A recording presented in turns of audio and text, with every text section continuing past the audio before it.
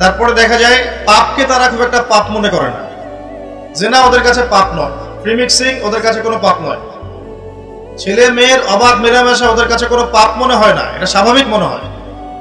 Girlfriend boyfriend culture ওদের কাছে স্বাভাবিক মনে হয়। মাদকদ্রব্য অলমোস্ট এভরিবডি ওই প্রজন্মের মাদক, সিগারেট, গাঁজা, ইয়াবা, ফেন্সিডিল এগুলোর সাথে সম্পৃক্ত। ম্যাক্সিমাই পর্নোগ্রাফির সাথে সম্পৃক্ত।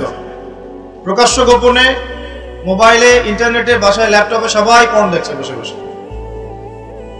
হ্যাঁ, রাত্রে পর্ন দেখে সকালে নামাজ পড়তে আসে। তারপরে অপসংস্কৃতি, বিভিন্ন কনসার্টে এদেরকে পাবে না। বিভিন্ন এই যে পিকনিক এর মৌসুম চলছে এখন, উচ্চস্বরে গান বাজনা বাজাবে, হ্যাঁ, ওখানে মাদকদ্রব্য সেবন করবে, সারা রাত জাগবে, ওখানে পাবেন আপনি এদের। রাত 3টা 4টায় অ্যালার্ম দিয়ে থাকে যে আর্জেন্টিনা আর ব্রাজিলের খেলা আছে, এই জন্য তাহাজ্জুদ উঠতে পারে না। পড়াশোনা করছে, কি পড়াশোনা করছে আল্লাহ ভালো জানেন, এবং এই পড়াশোনাগুলো দিয়ে দেশেরই বা কি উপকার হচ্ছে আমি সেটা দিয়ে প্রশ্ন তুলতে পারবো। কতজন বিজ্ঞানী তৈরি করেছি, কতজন আইনস্টাইন তৈরি হয়েছে। উচ্চশিক্ষার জন্য বাইরে যাচ্ছি, ডিগ্রিগুলো অর্জন করে দেশে আসছি, এসে বলছি আল্লাহ বলতে কেউ নেই। একটা অসুস্থ প্রজন্ম তৈরি করছি আমরা। মোবাইল এডিকশন, স্ক্রিন এডিক্টেড, সারাদিন ফোন নিয়ে দেখবেন ব্যস্ত, এবং ফোনে কিন্তু ভালো কিছু করছে না, খারাপ কিছুই করছে। ফ্রি ফায়ার খেলছে, পাবজি খেলছে, ফোনে জুয়াও খেলা হয় এখন। ফোনে এখন জুয়াও খেলা হয়। এক জায়গায় গোল হয়ে বসে আছে, জিজ্ঞাসা করুন কেন, ইনভেস্টিগেট করে দেখবেন লুডু খেলছে। লুডু নামে যে একটা গেম আছে আমরা জানতামই না, ভাবতাম যে একসাথে গোল হয়ে বসে কি করে এরা। একদিন এক যুবক বললো যে লুডু খেলে। একটা অসুস্থ প্রজন্ম তৈরি করেছি আমরা। এই প্রজন্মের হাতে দেশও নিরাপদ না। এই প্রজন্মের হাতে উম্মার কথা অনেক দূরের কথা, মুসলিম উম্মা অনেক দূরের কথা, দেশও নিরাপদ নয়। যারা এদেশকে গড়ে দিয়েছে তারা আমাদের মতো ছিল না। তাদের শৌর্য বীর্য ছিল, গায়রত ছিল, ব্যক্তিত্ব ছিল। আমাদের দাদা পরদাদা, তাদের ব্যক্তিত্ব ছিল, গায়রত ছিল, শারীরিক শক্তি ছিল, মানসিক শক্তি ছিল। এমন প্রজন্ম দেখছেন অঙ্কে 80 নাম্বার না পেলে, একটা A+ না পেলে আত্মহত্যা করে ফেলছে। ভাবখানা এমন জীবনটাই নষ্ট হয়ে গেল। একটা A+ পায় নাই, আত্মহত্যা করে ফেলছে। ওর দ্বারা আপনি উম্মার বিজয় কামনা করছেন। একটা অসুস্থ প্রজন্ম তৈরি করছে আমরা। খুব গড় করে খেয়াল করে দেখেন আপনার আমার সন্তানদের জন্য কোন পরিবেশ রেখে যাচ্ছে। সবখানে পর্নোগ্রাফি। আমাদের সবার ফোনগুলোকে যদি এখন সার্চ করা হয় দেখা যাবে অলমোস্ট এভরিবডি এটার সাথে সম্পৃক্ত আছে, ইচ্ছায় হোক অনিচ্ছায় হোক। মাদক দ্রব্যের সাথে অনেকেই সংশ্লিষ্ট, এবং স্মোকিংটাকে ফ্যাশন মনে করি। স্মোকটা যে মাদক এটা বিশ্বাস করতে চাই না। খুব কম ইয়াং জেনারেশন পাওয়া যাবে যাদের অ্যাফেয়ার নাই, হারাম অ্যাফেয়ার, বয়ফ্রেন্ড গার্লফ্রেন্ড কালচার নাই, খুব কম পাওয়া যাবে। খুব কম ছেলে পেলে পাবেন আপনি যারা হারাম মিউজিক শোনে না।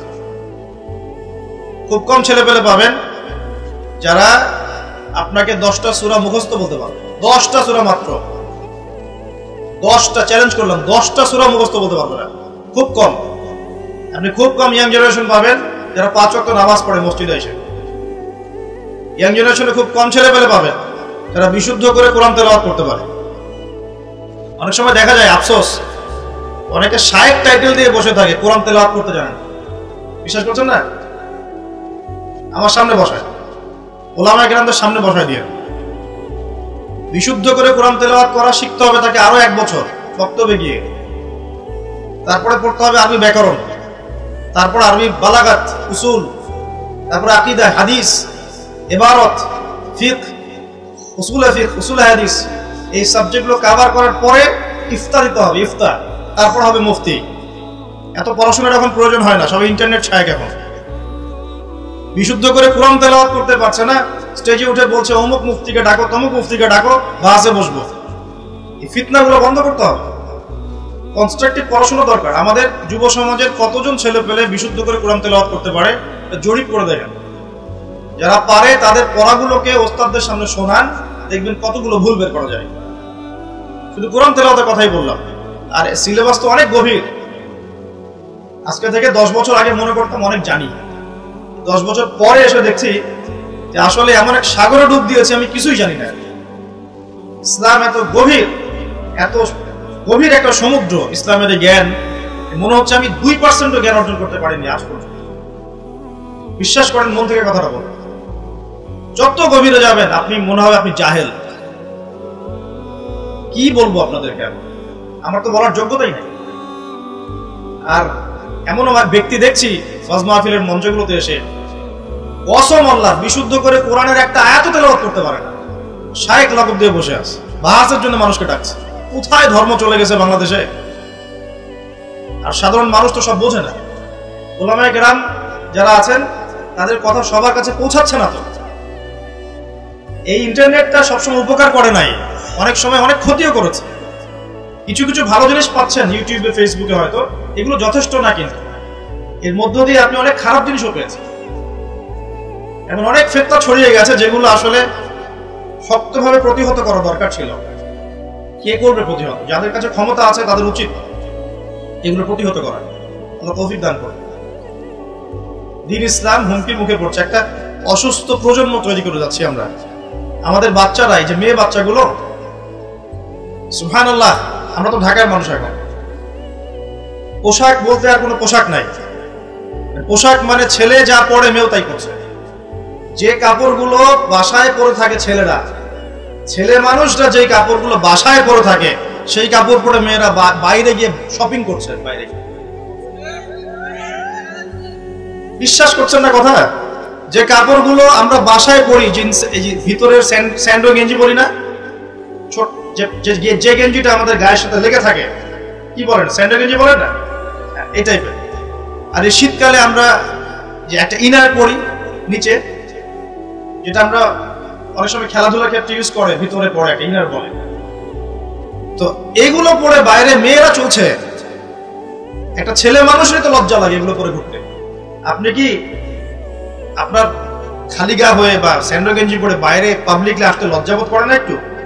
আপনি অবশ্যই উপরে একটা শার্ট পরেন, অথবা একটা জ্যাকেট পরেন, বা একটা চাদর পরেন, বা একটা পাঞ্জাবি বা জুব্বা পরে আসেন, তাই না? ভিতরের কাপড় পরে মেয়েরা বাইরে ঘুরছে এখন। এই পরিবেশে আপনার মেয়ে যখন যাবে, 5 বছর 10 বছর মনে করেন বাসায় ছিল, ভালো তরবিয়ত দিয়েছেন, এখন বাইরে তো যেতে হবে, স্কুলে যাবে বা মাদ্রাসায় যাবে। ও যখন এই পরিবেশটা দেখবে, ওর কাছে মনে হবে আমি দুঃস্বপ্ন দেখছি। এমনও পোশাক আছে যে পোশাকগুলো পরে ঘুরে বেড়ায় আমাদের বড় বড় শহরের মেয়েরাই, যে পোশাকগুলো পরার পরেও তাদের গায়ের ভিতরের কাঠামো দেখা যায়। এখন এই প্রশ্ন করার, এই অহেতুক প্রশ্ন করার দরকার নাই যে আপনারাও কি তাহলে দেখেন নাকি, এই প্রশ্ন করার দরকার নেই, বেয়াদবি প্রশ্ন। মূল কথা হচ্ছে ঘটনা সত্য কিনা, এটা হচ্ছে কথা। কারণ সবাই চোখ নিয়ে চলাফেরা করে, আর চোখ তো আর আকাশের দিকে উঠায় আপনি হাঁটতে পারবেন না, পারবেন? জমিনের দিকে তাকায় তো আপনি হাঁটতে পারবেন না, আপনাকে যেদিকে তাকাইতেই হবে, ডানে বামে, যেদিকে তাকাবেন সেদিকে এগুলো দেখতে পারবেন। এরকম পরিবেশে আমাদের মেয়েরা বড় হচ্ছে। বিশ্বাস করেন, ম্যাক্সিমাম মেয়ে কোরআন বিশুদ্ধ করে তেলাওয়াত করতে পারে, 5 ওয়াক্ত নামাজ পড়তে জানে না, ওযুর ফরজ কি জানে না। এমনকি এমন কিছু প্রশ্ন আসে আমাদের কাছে অনলাইনে, ভাবি যে এত বেসিক প্রশ্ন মানুষ জানে না, এত বেসিক প্রশ্ন। মনে করেন প্রশ্ন করছে যে নামাজে সুবহান রাব্বিয়াল আ'লা এটা বাদ দিয়ে অন্য কোন তাসবিহ পড়লে হবে কিনা। এটা খুব কমন একটা বেসিক প্রশ্ন না? এর উত্তর কে না জানে? তো কোন জায়গায় আছি দেখেন। একটা সময় ছিল, আমি হিস্ট্রির অনেক গভীর ছাত্র, আন্দালুসে একটা সময় ছিল, ওই সময় প্রত্যেক ঘরে ঘরে একজন করে হাফেজা মেয়ে পাওয়া যেত। হ্যাঁ, ঘরে ঘরে শুধু হাফেজা না, মুহাদ্দিসা মেয়ে পাওয়া যেত। কোনো কোনো ক্ষেত্রে মেয়েরা ফকিহ হয়েছে। এখন দেখবেন বেসিক ওযুর মাসআলা, গোসলের মাসআলা, হ্যাঁ, ফরজ গোসলের মাসআলা, নামাজের ফরজ ওয়াজিব, হায়েজ নেফাসের মাসআলা, এই বেসিক মাসআলাগুলো আমাদের তরুণ প্রজন্ম জানে না। অথচ এদিকে পড়াশোনা করেছে 20 বছর 25 বছর, কোথায় পড়াশোনা করলেন আর কি শিখলেন? আর এত টাকা পয়সা খরচই বা কেন করলেন এর পেছনে? আমরা তো বলছি না যে জেনারেল শিক্ষায় শিক্ষিত হবেন না, কিন্তু ইসলামিক শিক্ষাকে বিসর্জন দিয়ে কি জেনারেল শিক্ষায় শিক্ষিত হতে হবে? ইসলামিক শিক্ষার কোনো দরকার নাই। দুনিয়ায় সবকিছু। আর জেনারেল শিক্ষা শিক্ষিত হয়ে আপনি কি সত্যি আপনার শিক্ষা দিয়ে দেশ এবং জাতির খেদমত করছেন, নাকি একটা সার্টিফিকেটের জন্য আপনি দৌড়াচ্ছেন? নিজের মনকে, বিবেককে প্রশ্ন করবেন সততার সাথে, আয়নার সামনে দাঁড়িয়ে, সত্যি কি আপনি আপনার জ্ঞান দিয়ে সমাজের কোনো খেদমত করেছেন কিনা, নাকি আপনি জ্ঞানটা অর্জন করতে চাচ্ছেন শুধুমাত্র একটা সার্টিফিকেট অর্জন করা, সার্টিফিকেট দিয়ে একটা জব না হলে বিয়ে হবে না, বিয়ে না হলে মেয়ে দিবে না, মেয়ে না দিলে আমি তো জীবনে কিছুই করতে পারবো না। এই তো জীবন চক্রটা এমনিই চলছে। তরুণ প্রজন্মকে আমি প্রথমে রিকোয়েস্ট করবো যে একটা আয়াত দিয়ে আলোচনা শুরু করেছে। প্রিয় ভাইয়েরা এবং বোনেরা, আল্লাহ পাক বলেছেন ওয়ামা আতাকুমুর রাসূলু ফাখুযুহু। আল্লাহর আদেশ এটা, যখন আল্লাহ পাক কোনো আদেশ করেন সেটা কিন্তু ফরজ হয়ে যায়। আল্লাহর আদেশ কি হয়? আল্লাহ যখন কোনো আদেশ করেন সেটা কি হয়? ফরজ। আল্লাহ পাক বলেন ওয়ামা আতাকুমুর রাসূল ফাখুযুহু। রাসূলুল্লাহ সাল্লাল্লাহু আলাইহি ওয়াসাল্লাম যা তোমাদেরকে দিয়েছেন, যে সুন্নাহগুলো দিয়েছেন সেগুলো গ্রহণ করো। ওয়ামা নাহাকুম আনহু ফান্তাহু। রাসূল যা থেকে নিষেধ করেছেন দূরে থাকুন। দুটো জিনিস পাচ্ছেন, যা দিয়েছেন নিতে হবে, যা নিষেধ করেছেন ছাড়তে হবে। শুধু যা দিয়েছেন নিব, যা নিষেধ করেছেন ছাড়বো না, এটাও কিন্তু হলো না। যা দিয়েছেন নিতে হবে, যা ছাড়তে বলেছেন কি করতে হবে? ছাড়তে হবে। আপনাকে দাড়ি ছাড়তে বলেছেন, ছেড়ে দেন। গোফ কেটে ফেলতে বলেছেন, কেটে ফেলেন। দুটোর উপর আমল হয়ে গেল। ঘুমাচ্ছেন আপনি, কেন মিউজিক শুনতে শুনতে আপনি কানের মধ্যে হেডফোন দিয়ে ঘুমিয়ে যাবেন? এটা কি রাসূলের সুন্নাত হলো না? সুন্দর করে ওযু করবেন, এই রাতটা থেকে আমল শুরু করেন ইনশাআল্লাহ। আজকে থেকে সুন্দর করে ওযু করবেন, যদি পসিবল হয় সূরা মুলক তেলাওয়াত করবেন। কোন সূরা? তাবারাকাল্লাযী বিয়াদিহিল মুলক ওয়া হুয়া আলা কুল্লি শাইইন কাদির। এই সূরাটা রাতে তেলাওয়াত করতে বলেছেন আল্লাহ পাক, খেয়াল করে দেখেন। এবং ফজিলত বলা হয়েছে এই সূরার তেলাওয়াত ইনশাআল্লাহ আপনাকে কবরের আযাব থেকে বাঁচাবে। এটা হাদিস আছে কিন্তু। আর একটা লিংক আপনাকে দেই, একটু মনোযোগ দিবেন। লিংকটা হচ্ছে আল্লাহ পাক কোরআনের আয়াতগুলোকে তুলনা করেছেন আকাশের তারার সাথে। কিসের সাথে? আকাশের তারার সাথে। আকাশের তারা কি করে? শুধু কিন্তু সৌন্দর্য বৃদ্ধি করে না, আকাশের তারাগুলোকে যদি মিলাতে পারেন সঠিকভাবে, আপনি পথ খুঁজে পাবেন। কি পাবেন? পথ বা রাস্তা খুঁজে পাবেন। আর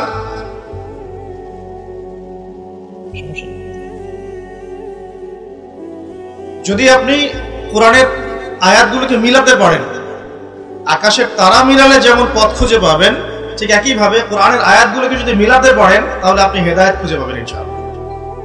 তাহলে এখানে একটা মিল আছে না? এখন সূরা মুলক আল্লাহ রাতে তেলাওয়াত করতে বলছেন, আর রাতের বেলায় আপনি আকাশের তারা খুঁজে পাবেন। মিল পাচ্ছেন? আরো একটা মিল বলে দিই। সূরা মুলকের মধ্যে আল্লাহ পাক বলেছেন আকাশের তারা দেখতে। কি বলেছেন? আকাশের তারা তাকাতে বলেছেন। আকাশের দিকে তাকাও, আল্লাহর নিদর্শনগুলোর দিকে তাকাও, আসমানের তারাগুলোর দিকে তাকাও, দেখো এই সৃষ্টির মধ্যে তুমি কোন রকম খুঁত খুঁজে পাও কিনা, কোন ত্রুটি খুঁজে পাও কিনা। পাওয়া যাবে? তোমার দৃষ্টি বারবার ব্যর্থ হয়ে ফিরে আসবে, কিন্তু কোনো ত্রুটি তুমি খুঁজে পাবে না। দেখেন আল্লাহ পাক বলছেন কোরআনের আয়াতগুলো পথ দেখাবে, ঠিক যেমন আসমানের তারাগুলো পথ দেখায়। আবার আল্লাহ পাক রাতের বেলায় সূরা মুলক তেলাওয়াত করতে বলছেন, যেই সূরার মধ্যে তারা দেখার কথা আছে। মিল পাচ্ছেন? রাতের বেলা সূরা মুলক তেলাওয়াত করতে শেখেন, অথবা মুখস্থ করে ফেলেন। মুখস্থ করতে পারবেন না ইনশাআল্লাহ? কয়টা আয়াত এখানে? কয়টা আয়াত বলেন তো? কয়টা? আস্তাগফিরুল্লাহ। কয়টা আয়াত? 30টা। কয়টা আয়াত? নবীজি বলেছেন কোরআনে একটা সূরা আছে 30 আয়াতের। কত আয়াতের? 30 আয়াতের। এই 30 আয়াতের সূরা তার পাঠকের পক্ষে ঝগড়া করবে, আল্লাহ পাকের সাথে কথোপকথন করবে, বলবে যে আল্লাহ আমার পাঠকারীকে তুমি মাফ করে দাও, জোর দিবে। মানে এটা আল্লাহ পাকের ইচ্ছাতেই হবে, এবং আল্লাহ পাক তার কথা শুনবেন এবং তাকে মাফ করে দিবেন ইনশাআল্লাহ। এই সূরাটা মুখস্থ করা যাবে না ইনশাআল্লাহ। এই সূরার শেষে আরেকটা কথা আছে, পুরো সূরা বললে পুরো সূরা এই সূরা দিয়ে লেকচার শেষ হয়ে যাবে, এটা আরেকদিন বলবো ইনশাআল্লাহ। শেষের একটা কথা বলে দিই। এই সূরার শেষের দিকে একটা কথা আছে, কুল আরাআইতুম ইন আসবাহা মাআকুম গাওরান ফামা ইয়াতিকুম বিমাইন মাঈন। আল্লাহ পাক বলছেন তোমরা কি কখনো ভেবে দেখেছো যে যদি আল্লাহ পাক এই ভূগর্ভস্থ পানিটাকে নিচে নামিয়ে দেন, ভূগর্ভস্থ পানির স্তরটাকে নিচে নামিয়ে দেন, কোন সত্তা কি আছে যে তোমাকে সেই পানি এনে দিবে? আছে? এই আয়াত থেকে আমাদের একটা শিক্ষা আছে, একটু বলি শোনেন। শিক্ষাটা হচ্ছে আমরা এখন অপচয়ে খুব পটু, আমরা খুব অপচয় করি জিনিসপত্র। আমরা গ্যাস অপচয় করি, রাষ্ট্রের সম্পদ অপচয় করি, রাষ্ট্রের রাস্তাঘাট নিজের বাপ দাদার সম্পত্তি মনে করে নষ্ট করে ফেলি। সম্পত্তি কিন্তু আমার না, এটা রাষ্ট্রের, জনগণের। আপনি রাষ্ট্রের সম্পত্তি নষ্ট করতে পারেন না, আপনাকে কিন্তু জবাব দিতে হবে। এই যে রাস্তায় যাচ্ছেন, মনে করেন টোল দিতে হবে, বাইকটা টান দিয়ে টোল না দিয়ে চলে গেলেন, এই যে একটা চুরির অপরাধ হলো, প্রতারণা হলো আপনার, এটা হক ছিল রাষ্ট্রের, নষ্ট হয়ে গেল। এভাবেই রাষ্ট্রের সম্পদগুলো নষ্ট হচ্ছে, অনেকেই করছে। এটা করা যাবে না। এই পানি অপচয় করছি আমরা, গ্যাস অপচয় করছি, কোনো কোনো ক্ষেত্রে আমরা আমাদের হায়াতও অপচয় করছি, করছি না? হায়াত অপচয় করছি না? সময় হায়াতও অপচয় করছি, আমাদের যৌবন অপচয় করছি। অপচয়ে পটু একটা জাতিতে পরিণত হয়েছি আমরা। আল্লাহ মাফ করুক আমাদের। আল্লাহ পাক দেখেন, আল্লাহ পাক বলছেন পানির, এই ডারউইনের মতবাদের প্রয়োজন হয় না। শিক্ষা গ্রহণ করার জন্য একটু দূরদর্শিতাই যথেষ্ট। বহু মানুষ এই পৃথিবীতে বেঁচে আছেন যাদের অক্ষর জ্ঞান নাই, লিটারাল জ্ঞান নাই, কিন্তু তার অনেক বেশি অভিজ্ঞতা সম্পন্ন আছেন না? আচ্ছা, এমনকি আমাদের প্রিয় নবী মুহাম্মদ রাসূলুল্লাহ সাল্লাল্লাহু আলাইহি ওয়াসাল্লাম কিন্তু এই আক্ষরিক জ্ঞান, আলিফ বা তা সা এগুলো লিখতে পড়তে জানতেন না। এটা কি আপনারা জানেন? আল্লাহ পাক তাকেই শেষ নবী করেছেন এবং আমরা তাকে বলি তিনি উম্মি। উম্মি মানে হচ্ছে অক্ষর জ্ঞানহীন। কিন্তু এই পৃথিবীর সবচাইতে জ্ঞানী মানুষ, ইতিহাসের শুরু থেকে শেষ পর্যন্ত সবচাইতে জ্ঞানী মানুষ হচ্ছেন মুহাম্মদ রাসূলুল্লাহ সাল্লাল্লাহু আলাইহি ওয়াসাল্লাম। অক্ষর জ্ঞানী সবকিছু নয়।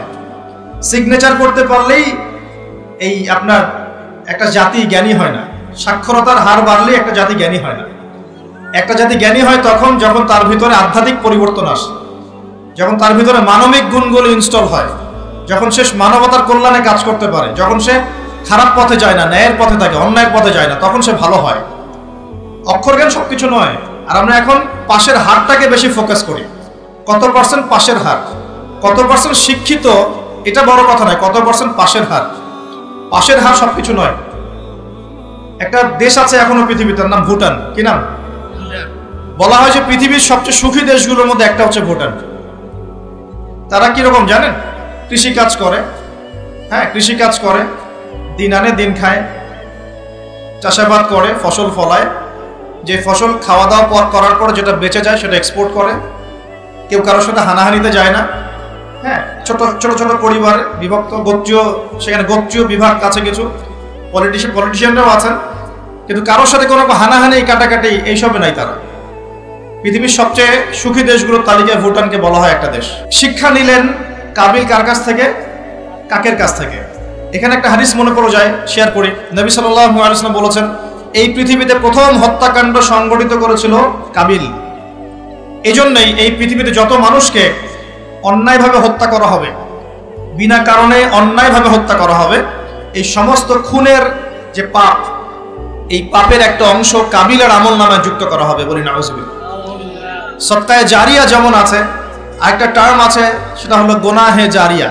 এটা কি? একটা মাদক দ্রব্যের বার খুলেছেন, আপনি মারা যাওয়ার পরেও যদি মানুষ মাদক খেতে থাকে, কবরে শুয়ে শুয়ে গোনা পাবেন ইনশাআল্লাহ। একটা গান গেয়েছেন যেখানে আজে বাজে মিউজিক আছে, বা আজে বাজে শিরকি কথা আছে, কুফরি কথা আছে, মানুষকে আপনার আল্লাহ থেকে দূরে সরাচ্ছে, যত মানুষ সেই গান গাবে এবং শুনবে, আপনার মৃত্যুর পরেও কবরে শুয়ে শুয়ে সেই গোনা পাবেন ইনশাআল্লাহ। একজন মানুষ সিনেমা হল করেছে এবং সেখানে নগ্ন ছবি প্রদর্শন করা হয়। এখনকার বেশিরভাগ সিনেমাতেই নগ্ন ছবি দেখানো হয়, কারণ এখন অনলাইনে ঢুকলেই মনে হয় এই জগৎ সমান সমান যৌনতা, মানে এই পৃথিবীটাই মানে যৌনতা, সবখানেই যৌনতা। এমনকি একটা স্যান্ডো গেঞ্জি কিনতে যাবেন, সেখানেও দেখবেন একটা নগ্ন মেয়ের ছবি দিয়ে রেখে দিয়েছে, সব যৌনতা। তো এই যে সিনেমা হলটা করেছেন, যত মানুষ এখানে সিনেমা দেখবে, যদি আপনি মারাও যান, যত মানুষ সিনেমা দেখতে থাকবে, এই গোনার একটা অংশ আপনার কবরে অটোমেটিক ট্রান্সফার হতে থাকবে ইনশাআল্লাহ। এভাবেই যদি আপনি মাদ্রাসা করেন, যত মানুষ পড়বে, আগামীতে শিক্ষিত হবে, দিনের জ্ঞান অর্জন করে মানুষের মধ্যে দাওয়াতের কাজ করবে, সমস্ত নেক আমলের একটা অংশ আপনি পাবেন ইনশাআল্লাহ। একটা মসজিদ করেছেন, মসজিদে ইনভেস্ট করেছেন, একটা মসজিদ করে দিয়েছেন, এই মসজিদে যত মানুষ নামাজ পড়বে ইনশাআল্লাহ আপনি এর একটা নেকির ভাগীদার হবেন ইনশাআল্লাহ। আপনি একটা বই লিখেছেন অথেন্টিক সুন্দর, এই বই যত মানুষ পড়ে উপকৃত হবে আপনি কবরে শুয়ে শুয়ে নেকি পাবেন ইনশাআল্লাহ। ভালো কিছু বলেছেন, ভালো লেকচার দিয়েছেন, যত মানুষ শুনবে, আমল করবে, জীবন পরিবর্তন করবে ইনশাআল্লাহ আপনি কবরে শুয়ে শুয়ে নাকি পাবেন ইনশাআল্লাহ। এটা সবচেয়ে সেরা ইনভেস্ট, সবচেয়ে সেরা ব্যবসা। আল্লাহ পাক আমাদেরকে এই ধরনের ব্যবসা বেশি বেশি করার তৌফিক দান করুন। এখানে একটা প্রশ্ন আসবে যে হাবিলকে কেন কাবিল হত্যা করলো? উত্তর হচ্ছে হিংসা। উত্তরটা কি? এই কাবিলের সুন্নত কিন্তু 1400 বছরেও, 1400 বছর না, 1400 বছর তো নবীর যুগই চলে গেছে। আসলে এই লক্ষ লক্ষ বছরের পরেও কাবিলের এই সুন্নত কিন্তু শেষ হয়ে যায় নাই, এখনো কিন্তু হাবিল কাবিলের সুন্নত সমাজে আছে। যখনই দেখা যাবে যে কেউ কোনো ভালো কাজ করছে, ভালো কিছু হচ্ছে, তখন এক শ্রেণীর কাবিল অটোমেটিক বের হয়ে যাবে যারা এই হাবিলের পিছনে লেগে যাবে। কথা ঠিক কিনা? প্রতিটা সেকশন এটা আছে। যদি পলিটিক্যাল ক্ষেত্রে একজন পলিটিশিয়ান ভালো কাজ করা শুরু করে, কিছু কাবিল বের হয়ে তার বিরোধিতা করা শুরু করে, দেখবেন। সমাজের ক্ষেত্রে কিছু ভালো নেতা যদি বের হয়, তারা ভালো কাজ করছে, মানব সেবামূলক, কিছু বের হবে কাবিল যারা এর পিছনে লেগে থাকবে। ধর্মীয় ক্ষেত্রেও দেখবেন যদি ভালো কিছু আলেম, ওয়াইজ, ভালো মুফাসসির, আপনার লেখক বা ভালো কিছু বের হয়, ভালো কোনো পার্সন বের হয় যারা দ্বীনের জন্য কাজ করছেন, উম্মার জন্য কাজ করছেন, এক শ্রেণীর কাবিল অটোমেটিক বের হয়ে যাবে যাদের কাজই হবে 24 ঘন্টা তার পিছনে লেগে থাকে। কিন্তু এতে করে ফায়দা কি? এতে করে কাবিলদের কোনো ফায়দা নেই, এতে করে হাবিলের ফায়দা আছে। কিরকম ফায়দা? হাবিল কি বলছিল? হাবিল বলছে যে তুমি যদি আমাকে মারার জন্য হাত প্রশস্ত করো, আরেকটা পড়ে দেখেন সূরা মাইদার মধ্যে আছে, শুরুর দিকেই আছে, তুমি যদি আমাকে হত্যা করার জন্য হাত প্রশস্ত করো, আমি কখনো তোমাকে হত্যা করার জন্য হাত বাড়াবো না। এটা হাবিলের কথা। কত উচ্চ লেভেলের শিক্ষা তার পিতামাতা তাকে দিয়েছেন, কত উঁচু লেভেলের শিক্ষা আদম আলাইহিস সালাম এবং হাওয়া আলাইহিস সালাম তাকে দিয়েছেন, কত উচ্চ মানের তাকওয়া তার মধ্যে ছিল। সে বলছে তুমি যদি হাত বাড়াও আমাকে মারার জন্য, হে কাবিল, আমি তোমাকে হত্যা করার জন্য আমার হাত বাড়াবো না, বরং আমি ভয় করছি আমাকে হত্যা করলে তুমি আমার এবং তোমার সমস্ত গুনাহ নিয়ে কিয়ামতের মাঠে উঠবে এবং তুমি শয়তানের অন্তর্ভুক্ত হয়ে যাবে। তাহলে কাবিল কি শেষমেশ এই দলে পড়ে নাই? এই দলেই পড়েছে। আল্লাহ পাক আমাদের সবাইকে হাবিল হওয়ার তৌফিক দান করুন, আর দৃশ্য অদৃশ্যের কাবিলদের থেকে আল্লাহ পাক হেফাজত করুন বলে। আমি এখানে একটা সুন্নত আল্লাহ পাকে দেখেন, সময়ের কসম, খেয়াল করেন যে ওই সময়েও আল্লাহ পাক হাবিলকে রক্ষা করেছেন, পরকালে জান্নাত দিয়েছেন। কাবিল কিন্তু জান্নাতে যাচ্ছে না, তার ঘাড়ের মধ্যে নিজের ভাইয়ের হত্যার অপরাধ আছে। নবী পরিবারের সন্তান হওয়া সত্ত্বেও তার পরিণতি কিন্তু ভালো হলো না। খেয়াল করেছেন কি? আচ্ছা, এবার সামনে যান। নূহ আলাইহিস সালামের জীবন তো দেখলেন। এই 80টা পরিবারকে আল্লাহ পাক হেফাজত করলেন, বাকি সবাইকে ডুবিয়ে মারলেন। আমরা যারা এখন পৃথিবীতে বেঁচে আছি, এই 800 কোটি বা 1000 কোটি মানুষ, কোনো না কোনো ভাবে কিন্তু আমরা সবাই এই 80টা পরিবারেরই সন্তান। কথা বুঝতে পারছেন না মনে হয়? এই যে বিশ্ব ভ্রাতৃত্বের কথা বলি না আমরা, এই বিশ্ব ভ্রাতৃত্বের কথা তো পশ্চিমারা বলে মানুষকে দেখানোর জন্য, কথার কথা বলে। সত্যিকারের বিশ্ব ভ্রাতৃত্ব শিখতে হলে কোরআন পড়তে হবে। সত্যিকারের বিশ্ব ভ্রাতৃত্ব শিখতে হলে কোরআন পড়তে হবে। কোরআন বলছে এই যে পরিবারগুলোকে আল্লাহ পাক বাঁচিয়েছেন, জুদি উপত্যকায় এই নৌকা গিয়ে ঠেকেছে, ওই নৌকায় যারা ছিলেন তাদেরকে দিয়ে পরবর্তীতে পৃথিবী আবাদ করা হয়েছে। নূহ আলাইহিস সালামের 4 সন্তান ছিলেন। কয় সন্তান? একজন হচ্ছে শাম। কি নাম? শাম। এই শাম এর বংশধর হচ্ছে এই যে মিডল ইস্টের মানুষরা, মধ্যপ্রাচ্যের যে মানুষরা আছে, এরা শামের বংশধর। এক ছেলের নাম হাম। হাম ছিল কালো বর্ণের, মানে ব্ল্যাক স্কিন। এই হামের বংশধর হচ্ছে আফ্রিকান কন্টিনেন্টে যে মানুষগুলো আছে, আফ্রিকান কন্টিনেন্ট, এই যে কালো কালো মানুষগুলো, তারা কিন্তু হামের বংশধর। একজন হচ্ছে ইয়াফাস। ইয়াফাস হচ্ছে ওই ইউরোপিয়ান যারা, এরা হচ্ছে ইয়াফাসের বংশধর, সাদা চামড়া। আরেকজন সন্তান ছিল, তার নাম সম্ভবত কেনান। এই সন্তান নৌকায় ওঠে নাই। সে বলেছিল, তার বাবা তাকে ডাকছিল, নৌকায় আসো, আল্লাহর আযাব থেকে আজকে কেউ বাঁচাতে পারবে না। সে বলছে যে আমি পাহাড়ে উঠে যাব, পাহাড় আমাকে সেভ করবে। নবী পরিবারের সন্তান হওয়ার পরেও এই কেনান পানিতে ডুবে মারা গেল। আল্লাহ পাক তাকে বললেন হে নূহ, লাইসা মিন আহলিক, সে তোমার পরিবারের কেউ না। নূহ আলাইহিস সালাম বলছেন, আল্লাহ সে আমার সন্তান, তাকে মাফ করে দাও। আর আল্লাহ পাক বলছেন, লাইসা মিন আহলিক, সে তোমার পরিবারের কেউ না। মানে আল্লাহর হুকুম আহকাম না মেনে চললে নবী পরিবারের সন্তান হয়েও কেউ আল্লাহর গজব থেকে বাঁচতে পারবে না। আর আমরা তো কিছুই না, আমরা কিছু, তা আমাদের অহংকার শোভা পায় আমি অমুক আলেমের সন্তান, অমুক মুহাদ্দিসের সন্তান, অমুক বক্তার সন্তান, হ্যাঁ অমুক পলিটিশিয়ানের সন্তান, অমুক রাষ্ট্রনেতার সন্তান। এইসব জাতি, বর্ণ, গোত্র এগুলো আল্লাহর আযাব থেকে বাঁচাতে পারবে না যদি কোরআন সুন্নাহ ফলো না করে চলে। এটা মূল কথা। আরো সামনে যান, এবার ইব্রাহিম আলাইহিস সালামের যুগটা আপনাকে দেখায়, ওই যুগের সময়টা দেখেন, বলে আসরি। ওইখানে আল্লাহ রাব্বুল আলামিন ইব্রাহিম আলাইহিস সালাম এবং তার অল্প সংখ্যক অনুসারীকে উদ্ধার করেছেন, বাঁচিয়েছেন। নমরুদের এই বিশাল রাজত্ব আল্লাহ পাক ধসিয়ে দিয়েছেন কি দেন নাই? আল্লাহ সুন্নাত পরিবর্তন হয়েছে? হয়। আল্লাহ পাক ইব্রাহিম আলাইহিস সালামকে আগুনের পরীক্ষা থেকেও বাঁচিয়েছেন, আর নমরুদকে সামান্য মশা দিয়ে মেরে ফেলেছে। আল্লাহ সুন্নাত কোনো পরিবর্তন হয়নি। নবী মূসা আলাইহিস সালামের যুগে যান, ফেরাউনের বিশাল বাহিনী, এখনকার এই রাশিয়ান বা ন্যাটো বা ইউরোপিয়ান কন্টিনেন্টে যত আছে, এই সবগুলোকে একত্রিত করলেও মনে হয় ফেরাউনের বাহিনীর মতো হবে না। এই পুরো বাহিনীটাকে মনে হয় 1 ঘন্টার মধ্যেই আল্লাহ পাক লোহিত সাগরে ডুবিয়ে মেরে দিলেন, একদিনের মধ্যেই। আল্লাহ পাকের কোনো পরোয়া নাই। আর বনু ইসরাইল আর মূসা আলাইহিস সালামকে আল্লাহ পাক উদ্ধার করলেন। আল্লাহ পাকের সুন্নাত এটাই, যুগে যুগে, বলে আসরি, একই সুন্নাত। আদ জাতির কথা দেখেন, বিশাল আকার দেহের মানুষ ছিল, একদম তাল গাছের সমান সমান লম্বা। তারা একটা কথা বলতো, মান আশাদ্দু মিন্না কুওয়া, আমাদের যে শক্তিশালী কে আছে, তারা বলতো এই কথা। আল্লাহ পাক ওদেরকে 6 দিন 7 রাতের মধ্যেই এই বাতাসের তীব্র বেগে উপড়িয়ে দিলেন, খেজুর গাছের কাণ্ডের মতো ঘরের সামনে পড়ে থাকলো, কেউ বাঁচাতে পারলো না। বাঁচাতে পারলো? পরের জেনারেশন আসলো সামুদ জাতি, তাদের নবীর নাম কি? সালেহ আলাইহিস সালাম। সালেহ আলাইহিস সালাম দাওয়াত দিলেন, তারা দাওয়াত কবুল করলো না। আল্লাহ পাক সালেহ আলাইহিস সালাম এবং তার সাথীদেরকে বাঁচালেন সামুদ জাতিকে বজ্রপাত, বিদ্যুৎ চমকায় না বিদ্যুৎ, এই বিদ্যুৎ দিয়ে পুরো সামুদ জাতিকে আল্লাহ পাক ধ্বংস করলেন। কিভাবে ধ্বংস করলেন জানেন? একবার খালি একটা শব্দ হয়েছে, বিকট এক শব্দেই শেষ। একটা বিকট শব্দ, বাস এক শব্দে সবার জান চলে গেছে, জান কবজ হয়ে গেছে এক শব্দের মধ্যে। সামুদ জাতি শেষ।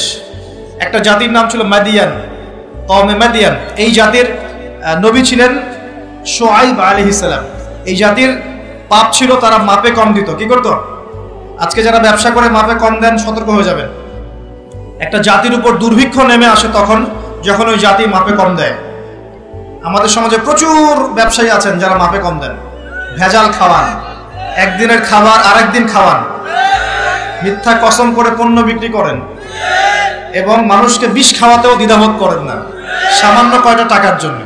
সামান্য কয়টা টাকার জন্য। কয়দিন আগে দেখলেন না, এই যে বিরিয়ানি একটা রেড করলেন, দেখেন নাই? ওই যে 2 গ্লাস খাওয়াচ্ছে, খান, আপনারা খান, ওরা খাবে না, ওরা খাচ্ছে না।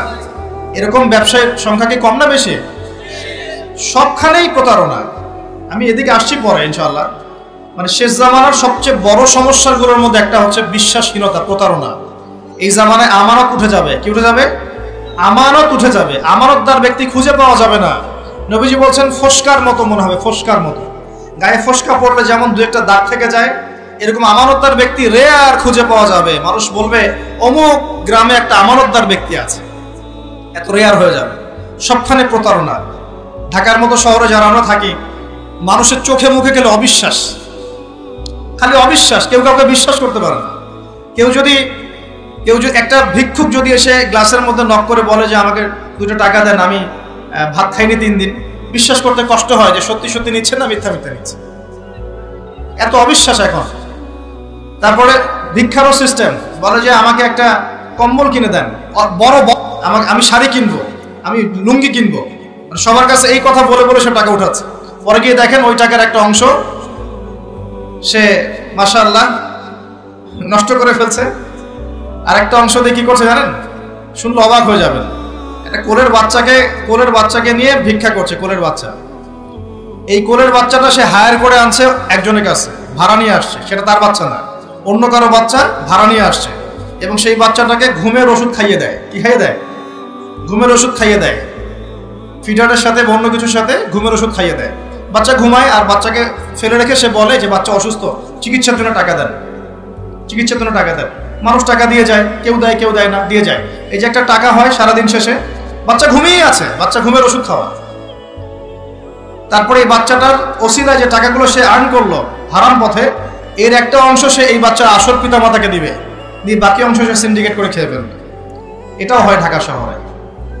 তাহলে এই যুগে আপনি কাকে বিশ্বাস করবেন? কিভাবে বিশ্বাস করবেন? কিভাবে বিশ্বাস করবেন? এটা অবিশ্বাসের যুগ চলছে। জনগণ সরকারকে বিশ্বাস করতে পারে না, সরকার জনগণকে বিশ্বাস করতে পারে না। সমাজ নেতা জনগণকে বিশ্বাস করতে পারে না, জনগণ সমাজ নেতাকে বিশ্বাস করতে পারে না। স্তর কিন্তু নিচে নেমে যেতে পারে। যদি নিচে নেমে যায়, আল্লাহ ছাড়া কে আছে পানি নিয়ে আসবে তোমাদের জন্য?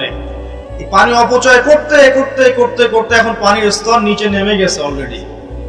ঢাকা সহ বাংলাদেশের, ঢাকা স্পেশালি, এর পানির যে লেয়ার এটা নিচে নেমে যাচ্ছে দিন দিন। খবর আছে আপনার? সারা দিন, একদিন 24 ঘন্টায় পুরো ঢাকা শহরের প্রত্যেকটা বাথরুমে যত গ্যালন গ্যালন পানি অপচয় হয়, এগুলোকে সংরক্ষণ করা গেলে বাংলাদেশের পানির অপচয়, পানির কোনো সংকটই থাকতো না। এখন মনে হচ্ছে পানি তো অনেক, সমস্যা নাই। পানি চলে যেতে কয়দিন সময় লাগবে? নদীগুলো শুকিয়ে যাচ্ছে না? আগের মতো পানি আছে নদীতে? নদীগুলো শুকাচ্ছে না? অপচয় এমন একটা কাজ, যখন একটা জাতি অপচয় করে তখন তাদের উপর থেকে বরকতটা উঠে যায়। কি উঠে যায়? বরকত। আমরা অপচয়টা বন্ধ করে দিই, আল্লাহ তৌফিক দান করুন। আমাদের অপচয়টা দেখাচ্ছি, একটু দেখেন। আমরা মাশাআল্লাহ মসজিদে যাই, গিয়ে মাশাআল্লাহ আমরা ট্যাপটা ছাড়ি, আর যার ইমানের জোর যত বেশি তার ট্যাপের স্পিডও মাশাআল্লাহ তত বেশি। ঠিক আছে, পানি পড়তে থাকে দেদারসে। এক বালতি পানি দিয়ে আমরা ওযু করি, এক বালতি পানি দিয়ে আমরা একজন ওযু করি। খেয়াল করে দেখেন, এখন যদি মসজিদে নামাজ পড়তে আসে 500 জন মুসল্লি, 500 বালতি পানি খরচ করে ফেলেছে। উমর রাদিয়াল্লাহু আনহু যুগ হলে এই মুসল্লিরা মাইর খেত। উমর রাদিয়াল্লাহু আনহু যুগটা থাকলে এখন এই মুসল্লিদেরকে পিটানো হইতো। ওখানে প্রশাসন থাকতো কতটুকু পানি খরচ করতে দেখার জন্য। এটা কি অপচয় মনে হচ্ছে না আপনার কাছে?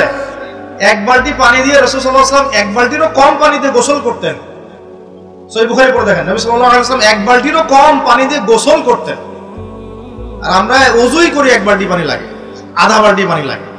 আর এই শহরগুলোতে যে শাওয়ার ছেড়ে দিলাম, ব্যাস পড়ছে পানি 1 লিটার, 10 লিটার, 15 লিটার, 20 লিটার গোসল করতেছে। মহিলা ঢুকলে তো কথাই নাই, 40-50 লিটার পানিও চলে যেত। এই যে পানির অপচয়, এটা লেকচারে বলবো ভাবছিলাম, সুযোগ পাচ্ছিলাম না, আজকে মনে পড়েছে বলে দিলাম। পানির অপচয় করেন না। আল্লাহ পাক কিন্তু পানির নিয়ামত নিয়ে নিতে পারেন, পানির স্তর নিচে নেমে যেতে পারে, কিন্তু আল্লাহ পাক আমাদেরকে বোঝার তৌফিক দান করুন। শুধু পানি না, কোন সম্পত্তিরই অপচয় করবেন না, ব্যক্তিগতও না, রাষ্ট্রেরও না। সম্পত্তি সঞ্চয় করার চেষ্টা করেন ইনশাআল্লাহ, তাহলে সামনের যে দিনগুলো আসবে কঠিন, লাভ হবে আমার। কঠিন দিন যে সামনে আসছে, এটা কি বিশ্বাস করেন না? বিশ্বাস করার দরকার নাই, যখন আসবে তখন বুঝেন। এখন শোনেন, যুবক ভাইদেরকে বলছিলাম এবং যুবতীদেরকেও বলছি, স্পেশালি ইয়াং জেনারেশন এখানে বেশি, তার তোমাদেরকে বলছি, আল্লাহ পাকের এখানে দুইটা কথা আছে। একটা কথা, রাসূলের আদেশ যা যা আছে মানতে হবে, নিষেধ যা যা করেছেন বর্জন করতে হবে। স্টার্ট করেন ঘুম থেকে। ঘুমানোর সময় আপনি সূরা মুলক পড়েন। সূরা মুলক তেলাওয়াত করতে হলে কোরআন তেলাওয়াত করার আগে শিখতে হবে, তাই তো? সবাই জানি তো ইনশাআল্লাহ? কোরআন তেলাওয়াত করা জানি? কনফিডেন্স নাই? কোরআন তেলাওয়াত করা জানেন না? আল্লাহ সবাইকে তৌফিক দেখ। আজকের মাহফিল সার্থক হবে যদি একটা ওয়াদা করে বাসায় যান, এই ওয়াদাটা পূরণ করতে পারেন, আজকের এই মাহফিল সফল করবেন।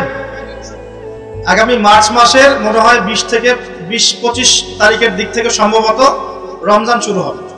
ঠিক আছে? এটা কি মাস চলছে? ডিসেম্বর, জানুয়ারি, ফেব্রুয়ারি, মার্চ, 2 মাস বাকি আছে, 2-3 মাস বাকি আছে। এই 3 মাস সময়ের মধ্যে এই মাহফিলে উপস্থিত প্রত্যেক যুবক যুবতী বিশুদ্ধ করে কোরআন তেলাওয়াত করা শিখবেন, ওয়াদা করেন, আল্লাহর কাছে ওয়াদা করেন, শিখবেন ইনশাআল্লাহ। ইনশাআল্লাহ। শয়তান 3টা ধোঁকা দিবে। কয়টা ধোঁকা? আপনার শয়তান 3টা ধোঁকা দিবে, এটা সবাইকে দেয়, আপনাকেও দিবে। 1 নাম্বার ধোঁকা দিবে যে আমি অনেক জানি, আমার জানার দরকার নাই।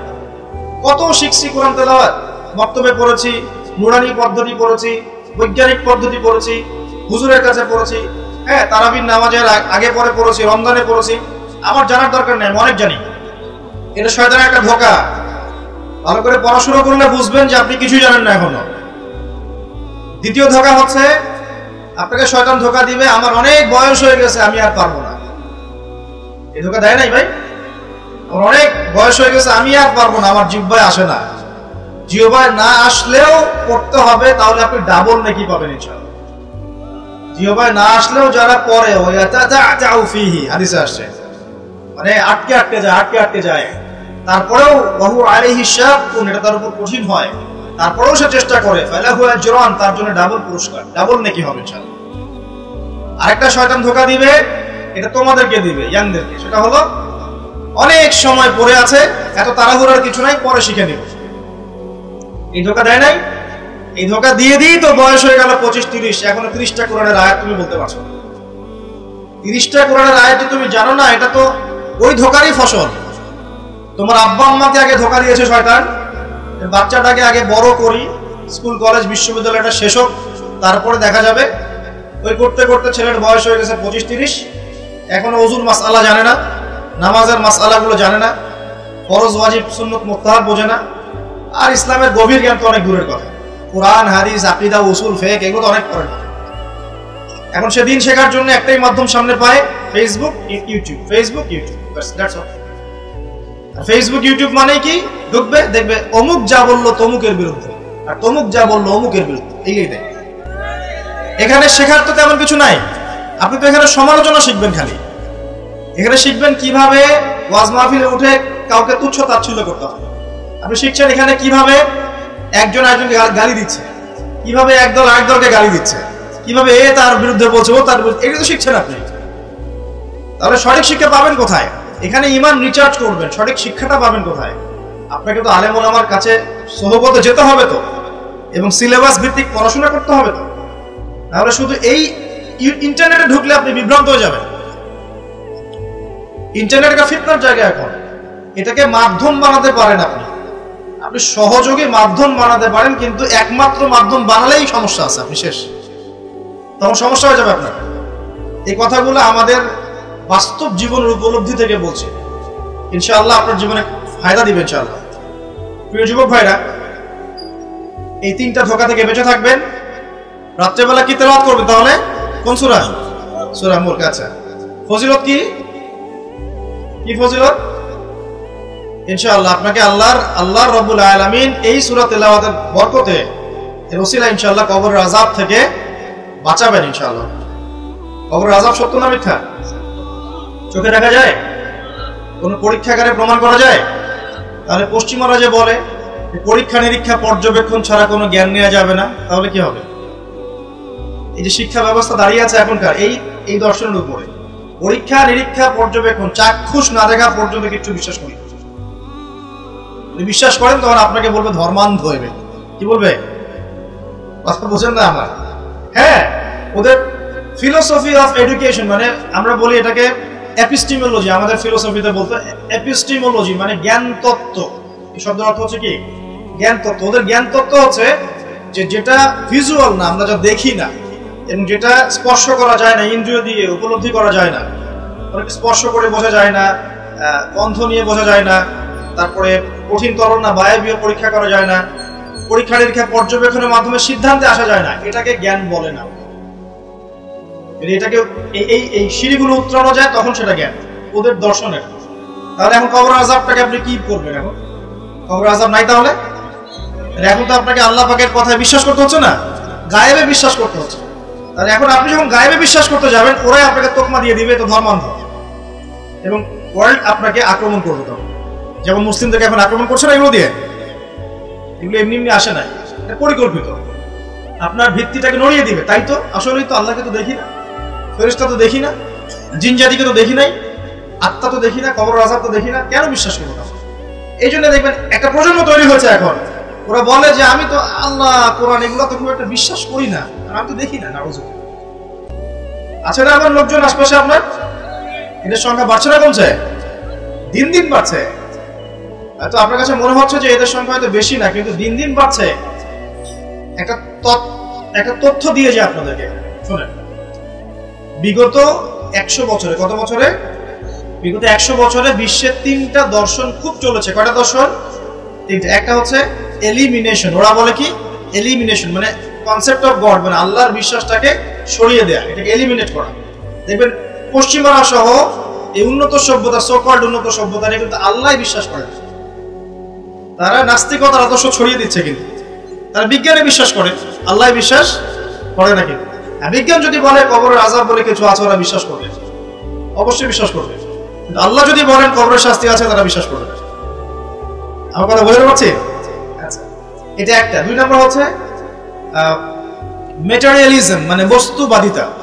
মানুষকে দুনিয়া, খাও দাও ফুর্তি করো, ব্যাংক ব্যালেন্স, টাকা পয়সা, জমি জমা, স্ট্যাটাস, এইটুকুর মধ্যে সীমাবদ্ধ করেছে।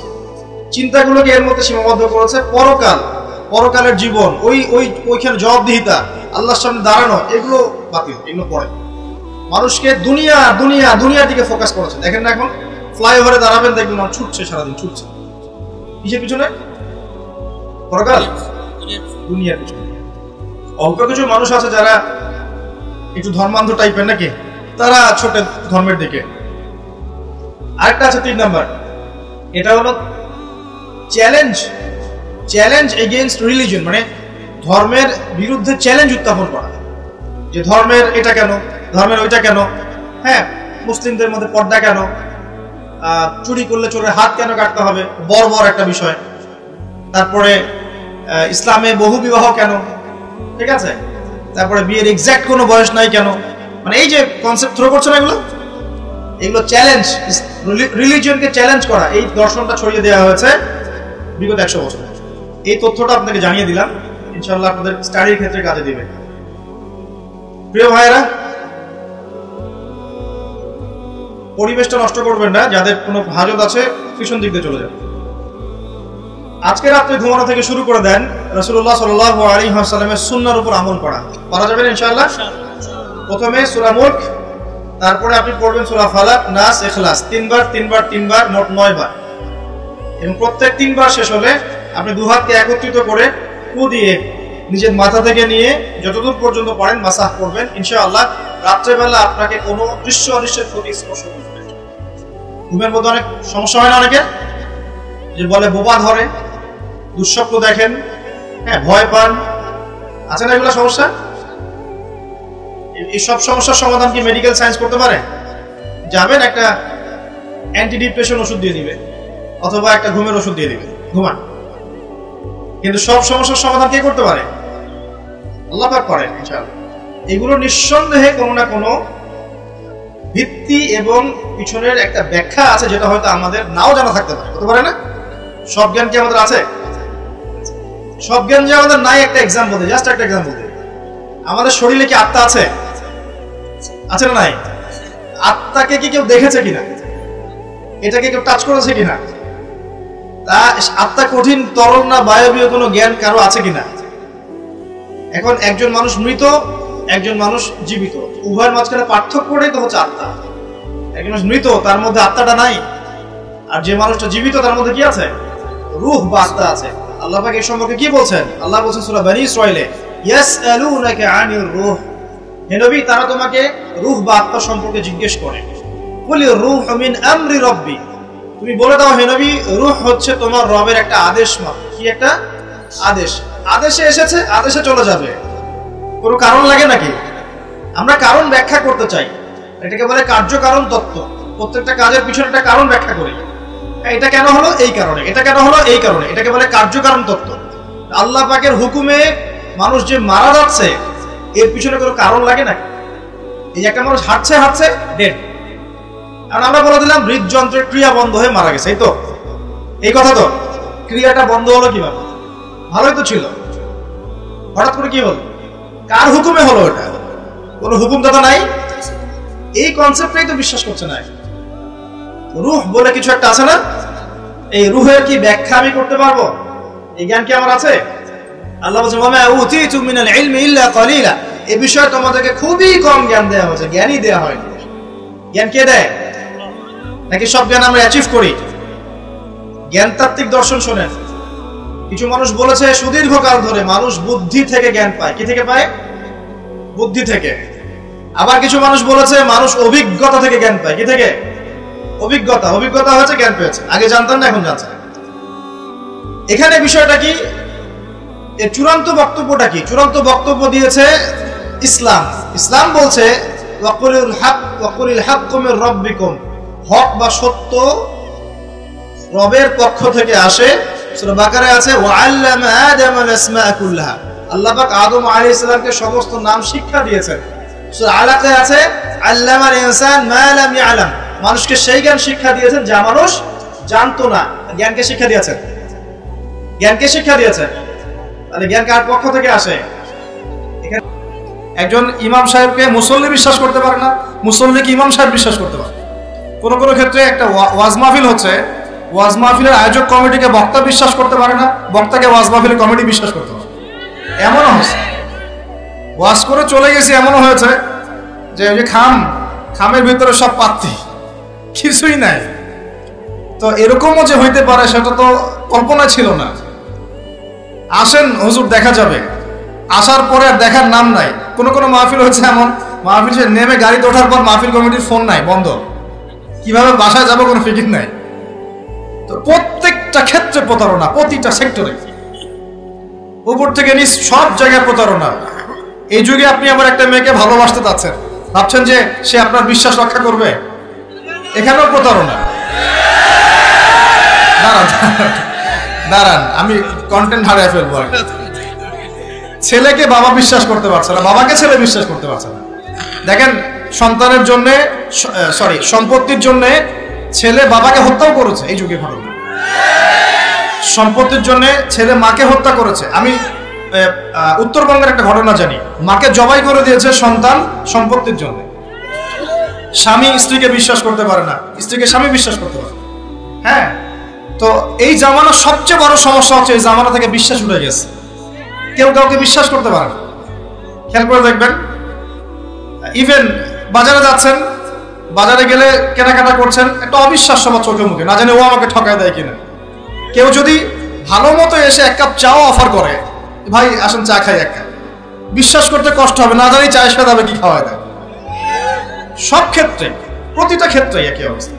দেখেন ওই সমাজে, ওই মাদিয়ান কওমের মধ্যে এই অবিশ্বাস ছিল, প্রতারণা ছিল, আর মানুষকে তারা মাপে কম দিয়ে ঠকাতো।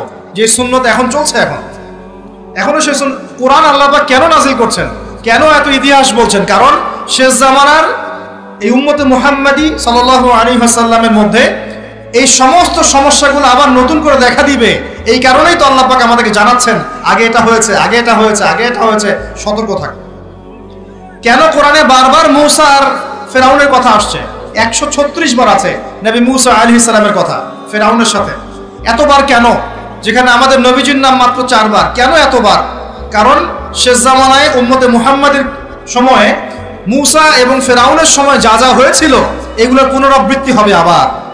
আল্লাহ পাক সচেতন থাকতে বলছে। এই যুগেও কি নতুন করে ফেরাউনরা বের হয়ে আসে নাই? ফেরাউন এবং তার দলবল বানু ইসরাঈলের উপরে যা করেছিল, এখন ইহুদিরা সেই মুসলিমদের উপর তাই করছে না? একই জিনিস ঘুরে ফিরে আসছে। এই কারণে আল্লাহ পাক আমাদেরকে সতর্ক থাকতে বলছেন, বারবার কোরআন এগুলো রিপিট করছেন।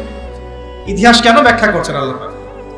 বলে আসরি, সময়ের কসম, সময়কে মূল্যায়ন করেন, সময়ের পিছনের দিকে তাকিয়ে দেখেন সময় কত সময় চলে আসছে। এই কমে মাদিয়ান মাপে কম দিত। আমরা যারা ব্যবসা করি আল্লাহর ওয়াস্তে মাপে কম দিবেন না।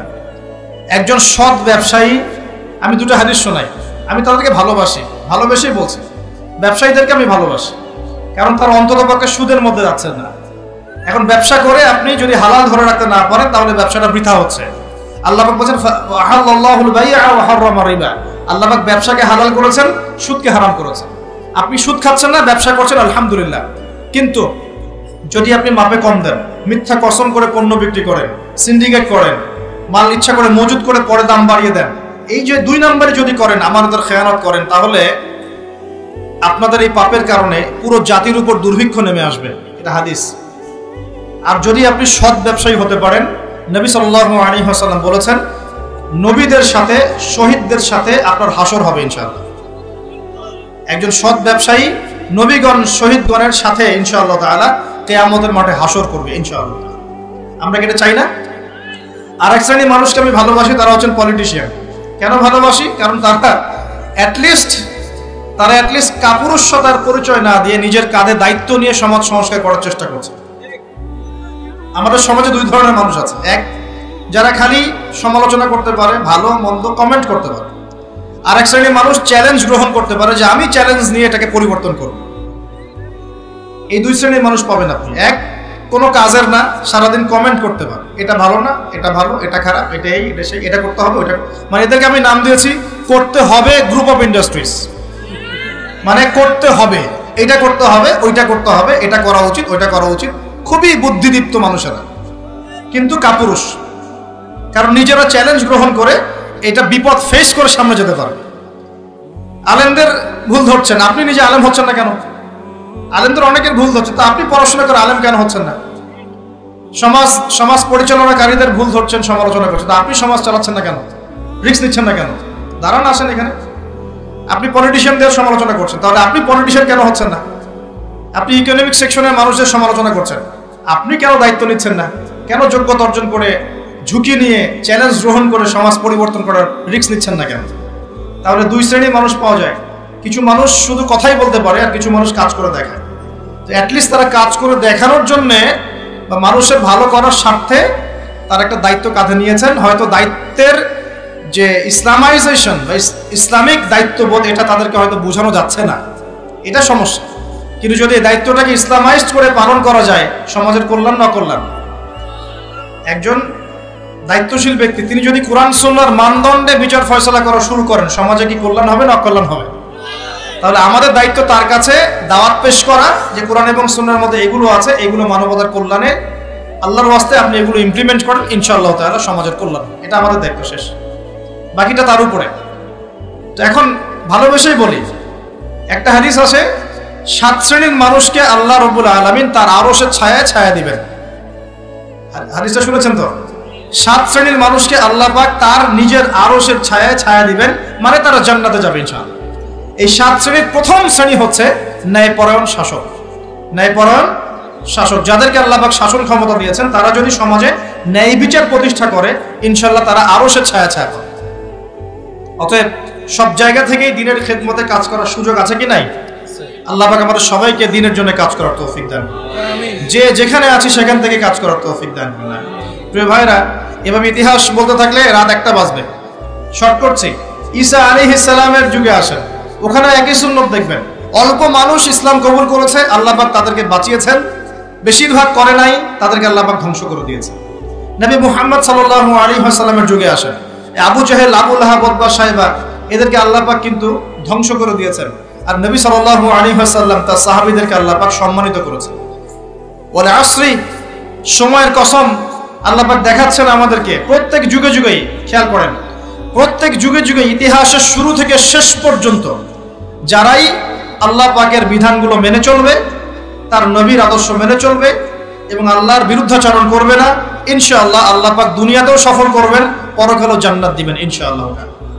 আর প্রত্যেক যুগে যুগে যারাই আল্লাহ এবং তার রাসূলের বিরুদ্ধাচরণ করবে, নবী রাসূলের আনুগত্য করবে না, আল্লাহর বিধান মানবে না, দুনিয়াতেও ধ্বংস করবেন, পরকালে আযাব দিবেন ইনশাআল্লাহ। এই সুন্নতের কোনো ব্যতিক্রম হবে না। আল্লাহ পাক আমাদের সবাইকে এই কথাটা বোঝার তৌফিক দান করুন। এবার এই সময় বা মহাকালের কসম আল্লাহ পাক আরেকটা কারণে করেছেন, যুবক ভাই আপনি বোঝেন। এই সময় বা মহাকালের কসম আল্লাহ পাক আরো একটা কারণে করেছেন, সেটা হলো আল্লাহ পাক আমাদের হায়াতকে মূল্যায়ন করতে বলছেন। আল্লাহ পাক আমাদের হায়াতকে মূল্যায়ন করতে বলছেন। একটু চোখ বন্ধ করে রাত্রেবেলা চিন্তা করবেন, মনে করেন আপনার হায়াত 60 বছর। কত বছর? মনে করেন, ফর এক্সাম্পল, চোখ বন্ধ করবেন, আজকে বাসায় গিয়ে ঘুমানোর সময় দোয়া দরুদ পড়ে চোখটা বন্ধ করে ভাববেন, আদনান ভাই কথাটা বলে গেছে, একটু ভাবি। এইটুক যদি ভাবতে পারেন আজকে বাসায় গিয়ে, আজকে ওয়াজ আমার সফল ইনশাআল্লাহ। এই যে 200 কিলো আসছি, আবার 200 কিলো যাবো, ইনশাআল্লাহ সফল। কি ভাববেন প্রিয় ভাই? আমিও কিন্তু তরুণ, আমি কিন্তু বুড়া হয়ে যাই নাই। বুড়া হয়ে গেছে এখনো? আচ্ছা, আপনিও তরুণরা একটু ভাবি, চোখ বন্ধ করে ভাববেন যে আল্লাহ পাক আপনাকে সৃষ্টি করেছিলেন আল্লাহর ইবাদত করার জন্য। সূরা জারিয়াত 56 নম্বর আয়াত, ওয়া মা খালাকতুল জিন্না ওয়াল ইনসা ইল্লা লিয়াবুদুন। 1 2 আল্লাহ পাক আপনাকে সৃষ্টি করেছিলেন যাতে করে আল্লাহর দ্বীনটাকে আপনি আল্লাহর জমিনে প্রচার করেন, প্রসার করেন, প্রতিষ্ঠা লাভ করেন। এই দুইটা আপনার কাজ ছিল। এখন আপনার বয়স হয়ে গেছে 30 বা 25, ধরে নেন যে আপনার হায়াত 60 বছর, তার মানে আপনার জীবনে বাকি আছে এখন 30 বছর। এই যে 30 বছর আপনি নষ্ট করেছেন বা চলে গেছে, চোখ বন্ধ করে চিন্তা করবেন এই 30 বছরে কত ওয়াক্ত নামাজ পড়েছেন, কতদিন রোজা রেখেছেন, এই 30 বছরে 30টা আয়াত আপনি পড়েছেন কিনা, এই 30 বছরে 30টা সূরা আপনি শিখেছেন কিনা, 30 বছরে আপনি 30টা ইসলামিক বই পড়েছেন কিনা, আপনি নবীর 30টা হাদিস পড়েছেন কিনা, 30 দিন জামাতের সাথে নামাজ পড়েছেন কিনা, 30 দিন দিনের দাওয়াত দিয়েছেন কিনা, 30টা দিন দান সদকা করেছেন কিনা। আমি খুব বেসিক কথা বলছি, আমি বলিনি আপনি 30 দিন 30টা যুদ্ধ করেছেন কিনা, এই কথা বলিনি। আমি আপনাকে বেসিক কথা বলছি, একদম বেসিক প্রাইমারি কথা।